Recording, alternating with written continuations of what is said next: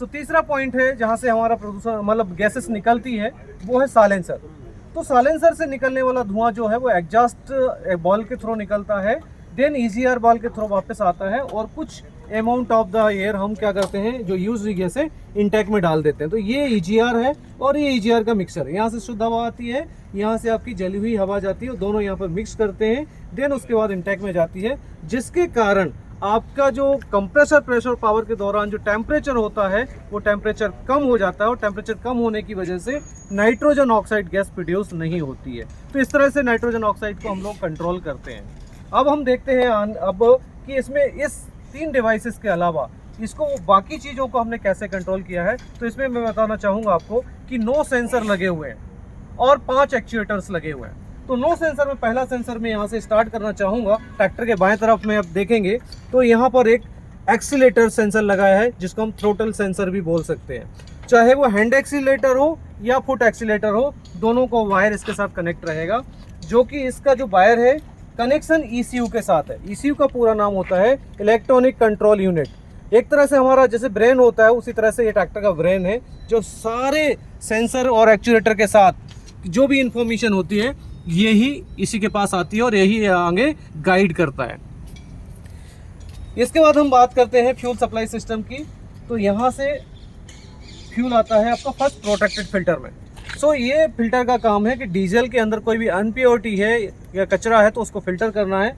Filter के बाद जाता है डीजल आपके मेन फिल्टर में, प्रोटेक्टेड फिल्टर से मेन फिल्टर में। मेन फिल्टर में यदि हम देखेंगे तो यहाँ पर एक लगा हुआ है सेंसर। इस सेंसर का नाम है WIF, यानी कि water and fuel sensor. Water and fuel sensor, यदि इन केस ऑफ डीजल में कभी पानी आ गया है तो आपको कुछ नहीं करना है। यहाँ पर एक SBS लैंप जलेगा, जो अभी हम थोड़ी देर में देखेंगे।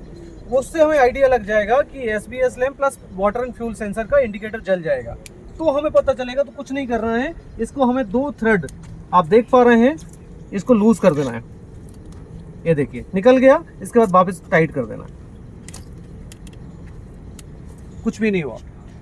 सो इस तरह से पानी निकल जाएगा, डीजल आने लगे तो इसके बाद टाइट कर दीजिए। इसके बाद आता है आपका फ्यूल टेम्परेचर सेंसर, यानी कि डीजल का टेम्परेचर कितना है प्रेजेंट टाइम में, वो हमें ECU को पता चलेगा। इस हिसाब से उसकी डेंसिटी फ्यूल की ज़्यादा है या कम है वो पता चलेगा। इसके बाद फ्यूल जो आता है हमारे फ्यूल मीटरिंग यूनिट में। जैसे हमने सबने देखा होगा कि हमारे पास एक घर होता है जिसमें हम लोग रहते हैं, एक बिजली का खंभा होता है घर के पास, जहाँ से इलेक्ट्रिकल कनेक्शन हमारे घर के दरवाजे पे आता है, और वहाँ पे एक लगा होता है मीटर। सेम यहाँ से फ्यूल सप्लाई जा रही है और यहाँ पे लगा हुआ है फ्यूल मीटरिंग यूनिट, जो कि फ्यूल के मीटरिंग करता है, यानी कि मेजर करता है, कंट्रोल करता है। देन फ्यूल पंप में आता है, हाई प्रेशर पंप इसको बोलेंगे, वेंटाइक पंप है। इस पंप के अंदर देखें तो एक ओवरफ्लो वॉल लगा हुआ है और एक स्क्रू लगा हुआ है। जब भी कभी एयर यदि मुझे सपोज डीजल डालना खत्म हो गया, नहीं डाल पाया, तो हमें एयर निकालने के लिए इसको लूज करना है और इस फीड पंप को इस तरह से प्राइमिंग पंप को चलाना है। तो यहाँ से सारी एयर निकल जाएगी। देन इसके बाद आप इसको दबा के रखिए, फिर इसको टाइट कर दीजिए, आपका ट्रैक्टर का एयर निकल जाएगा और आप स्टार्ट करके कहीं भी जा सकते हैं। इसके बाद फ्यूल सप्लाई आगे जाती है और ये जाती है आपके कॉमन रेल में। ये है आपका कॉमन रेल। कॉमन रेल के अंदर हम देखेंगे तो एक लगा हुआ है रेल प्रेशर सेंसर, जो कि रेल के अंदर कितना प्रेशर है ये डिसाइड कर ये बताएगा, मेजर करेगा और कम ज़्यादा नहीं करेगा, सिर्फ मेजर करेगा। जैसे हम डॉक्टर के पास जाते हैं, डॉक्टर थर्मामीटर लगा के हमारे साइड में लगाते हैं और बोलते हैं जी आपको 104 डिग्री बुखार है, तो थर्मामीटर तो बुखार को ठीक नहीं करता।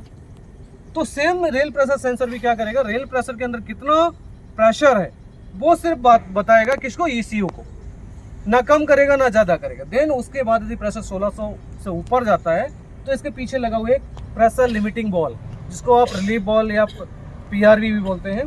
तो ये बॉल खुल जाता है और यहाँ से रिटर्न फ्यूल जाता है फ्यूल कूलर के अंदर।